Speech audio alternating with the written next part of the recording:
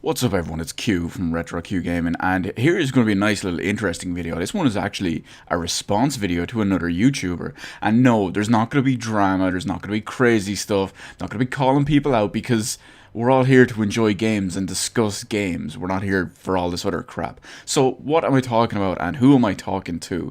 Well, this video is a response to RGT85. He makes great content, especially when it comes to retro game systems, retro consoles, whatever we call the flashback systems, the retro kins, all the good stuff. He talks about it, and he does a really good job about it, even if his air conditioner is currently broken. Yeah, inside joke, kind of. Anyway, the point is that I've been watching him for a few months now, but for some reason, even though I was watching pretty much everything he put out in the last couple of months, I only recently subscribed to him for some reason. I don't understand why and how that worked in my mind. I'm getting a bit off topic here, so let's go back to the actual point. He recently posted a video in what he's starting up as calling a classic series, and that is it's essentially a point he made in one of his most recent videos, was that people who subscribe to YouTubers, and generally, you know, they might watch a couple of their videos and then they'll subscribe and then they'll watch all their videos from then on. And he pointed out that a lot of people probably have missed their older videos. You know, who's going to go back and watch maybe a video from a year before you subscribed, or 2 years before you subscribed, or possibly even more? So what he did is he re-uploaded and republished this video, and this one is kind of a retrospective about the Game Boy Color and why he considers it Nintendo's underrated or underloved handheld, or what, it depends. They're both basically the same thing, but you'll call it Nintendo's most underrated handheld. Now, I'm not here to argue that, I'm not here to debate that. What I am here to do is I'm here to give my version of the experience. Hopefully, Sean, you'll see this at some point. I'd love it if you did. Thank you for all the great content if you do watch this.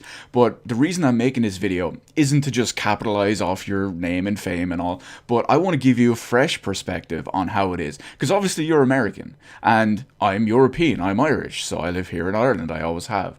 The point is that many of the retro game community are probably going to have a base somewhere in America, North America, be it Canada or the US, for the most part. Yeah, I know it's fairly big over here in Europe too, but I'd say the majority of the people who watch, we call them retro YouTubers on YouTube, are probably from America in some way, shape, or form. So I want to give a different perspective. I want to give the European perspective from the Game Boy Color and the Game Boy aspect of it. Now, real quick, before we do get into my own experience with it and you know what it was in Ireland at the time, was if you're not familiar with it, the whole video game crash, the whole Nintendo savior, the whole Nintendo popularity, even the popularity of the NES and the original Game Boy was not a huge thing here in Europe.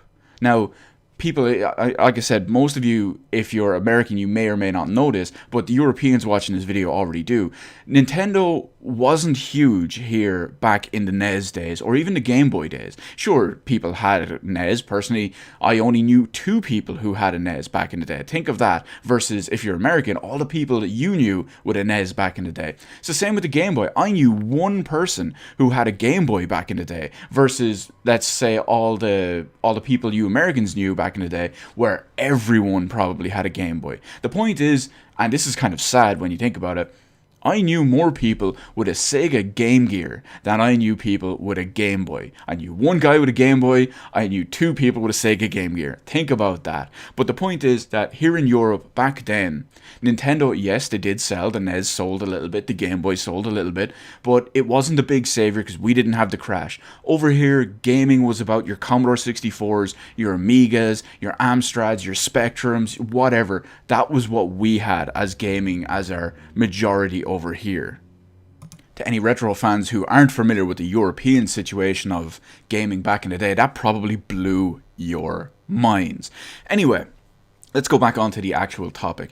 So, when the Game Boy originally released here, the original Game Boy released here in Europe in 1990, I was 4 years old. So, I won't say I was too young to have a Game Boy, but when you think about it over the next couple of years after release, I was definitely old enough to start playing and understanding games. Hell, by that point, I believe it was probably 1990, that actual year. For Christmas, I got my first console, or my first computer, whatever way you want to call it. It was a Commodore 64 that I actually still have and just dug out a few weeks ago. The funny thing is that when you look at the release of that over here, the Game Boy wasn't huge.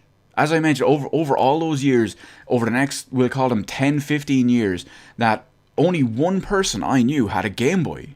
That's crazy when you think about it. Now, sure, places sold Game Boys. You could go into basically any electronic store. Hell, even our supermarkets here at the time had Game Boys. They had, like, you could walk in, you'd see a bunch of Game Boy games, you'd see Game Boys for sale, but basically no one had them.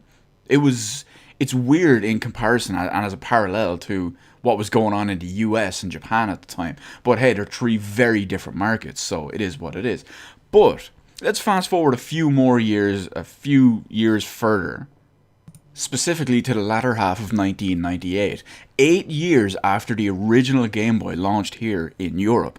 And this is when the Game Boy Color was going to be released. Now, in the run-up to the Game Boy Color, the marketing push was huge. Now, back in the day, when you looked at TV or newspapers or magazines or whatever, here in Europe, outside specific Nintendo and gaming related stuff, you very, very rarely saw an ad for a NES, or you very rarely saw an ad for a Game Boy. That all completely changed in the run-up to the Game Boy Color. The Game Boy Color was huge, it was hyped. Now, of course, after 8+ years of sales throughout the entire world of the Game Boy, they figured, hey, we can probably push this a bit better and go with that. So they put a bit more marketing into it into Europe. Now, at the time, that absolutely exploded in the best possible way. Everyone was talking about the Game Boy Color. 6 months before launch, everyone was talking about the Game Boy Color. We were talking about all these cool new games that we had seen coming up for Game Boy Color. We were talking about your Zelda Link's Awakening Deluxe. Because it had a new color exclusive dungeon. We were talking about your Harvest Moon Game Boy Color edition. It was badass. And of course, it was in color, something that the Game Gear only did previously. And we all know how the Game Gear's screen was, but the fact that it was going to be the Game Boy and the Game Boy Color, well, I should say it was going to be the Game Boy in color form, smaller, and use 2 batteries instead of 4. Now, there's also a reason why I used those 2 games, Legend of Zelda Link's Awakening DX and Harvest Moon GBC. There's a reason why I used those 2 games as an example. I'll get to that now in a second, but at the same time, what I also believe is one of the big reasons why the Game Boy Color got a bigger push at the time was the Super Nintendo. Super Nintendo was huge, much, much bigger in popularity and in public appeal and just in the public eye versus the NES here in Europe. So when you looked at the SNES, they were more popular, they were gaining more momentum, and I think Nintendo wanted to capitalize on that and go with it. So that's why I think the Game Boy Color got as much anyway. So, let's fast forward about 6 months after release of the Game Boy Color. We're going to look at when I got my one, because I didn't get it at launch. I didn't have the money to get it at launch, and I didn't get one for Christmas, unfortunately, despite asking for one. But we had a system here in school. There's many of the schools here, at least back in the day, they would force a religion style thing on you. You wouldn't realize it at the time. You would just think it's part of school. So no one questioned it. And hell, we were 10, 11 years old. We didn't care. It was just part of school. We just wanted out of there. So it's a part of this was your family, everyone would get dressed up really nice, and you'd get cards with money, and you'd get gifts of money and all this stuff. And I got nearly €200 that day. I was really psyched. I couldn't believe it. And I was, over the course of the next week or two, I was thinking, what am I going to spend my money on? And at the time, this magazine right here appeared in my local news store, newsagent store, whatever you want to call it. So I picked it up. It was only a couple of pound or a couple of euro, whatever we were using at the time. And I picked it up and I started reading this, and it blew me away. Because when I'd played Game Boy before, and it was, it was essentially black and white or black and green. I think black and green was the one that the guy I knew that had it. But the point is, the games were very rudimentary. Even before that, we had Commodore 64 games with color. We had Amstrad games with color. We had NES games with color. We had SNES games with ridiculously good colors. We had Mega Drive games. So the Game Boy kind of paled a little bit. Now, of course, there's the quality of the games. That's a whole other story. But the point is, with the Game Boy Color, it looked a lot better and it was in color. So that's why it piqued my interest. And at the time, I had already played my favorite Zelda game. I had played Link to the Past on the SNES. And to find out there was a new Zelda game coming out on this, I was like, right, that's it. I have to do this. I need this game. I need this handheld. So it was drilled into my mind.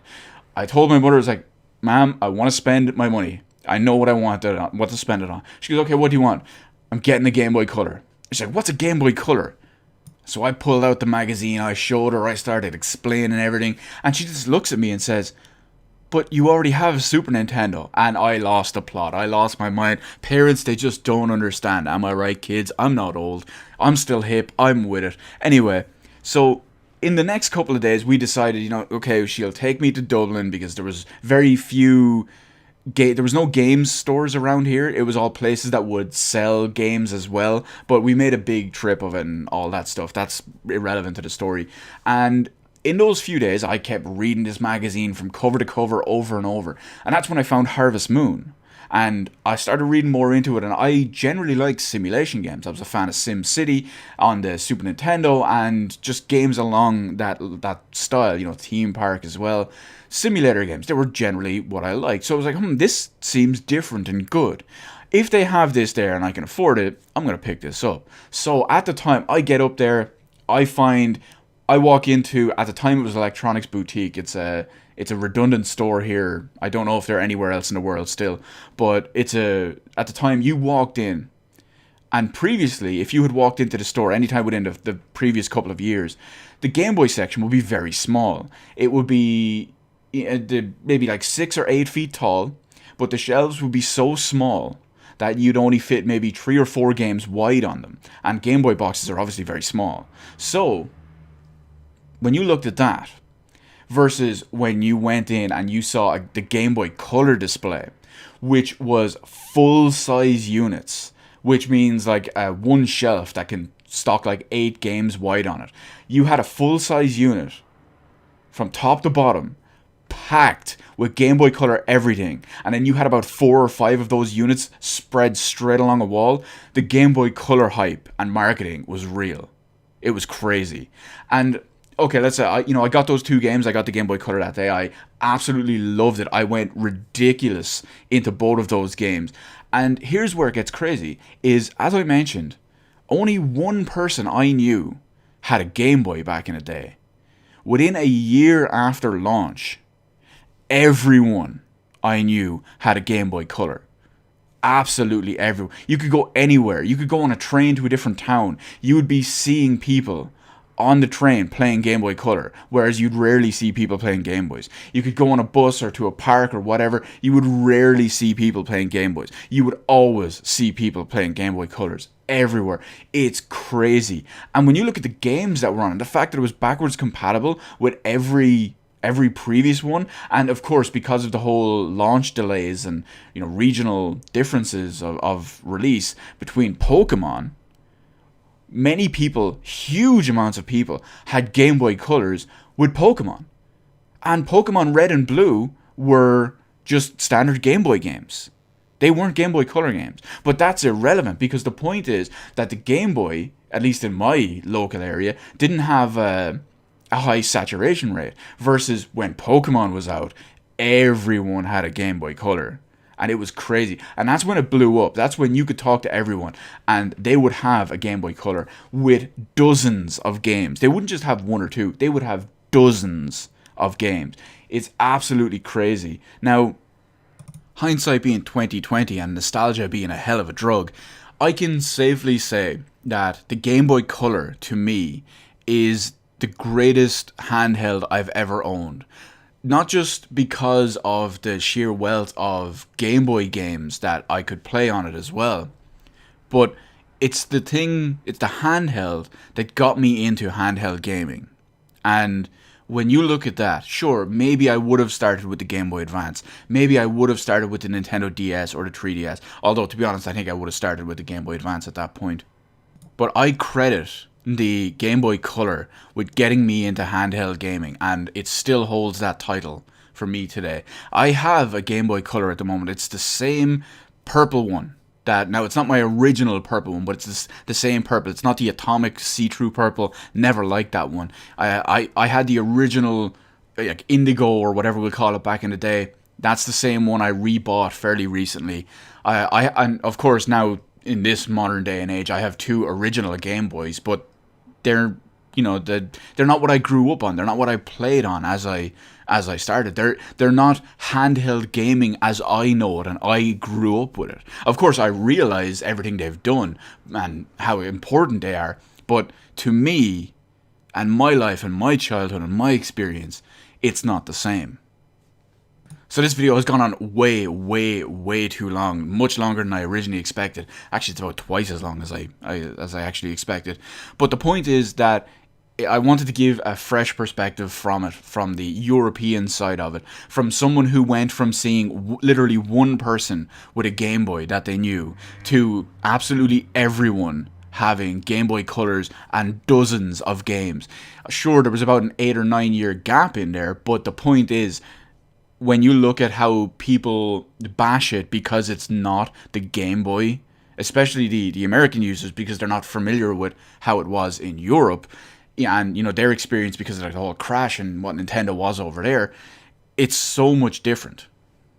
I hope I gave a decent perspective on it. Granted, I have nowhere near the presentation skills or knowledge or experience as people like, RGT85 or Pat the NES Punk or Gaming Historian or anything like that. But I just wanted to throw in my 2 cents on it from a European aspect that people might overlook because they're not familiar with it. So that's it. Have I opened your eyes to a different, fresh, across the world perspective on it? Has it been different for you? Has it been the same? Whatever it is, let me know in the comment section below. Hit the like button, hit the subscribe button. Thank you for watching, and I will see you in the rest of the videos in my channel.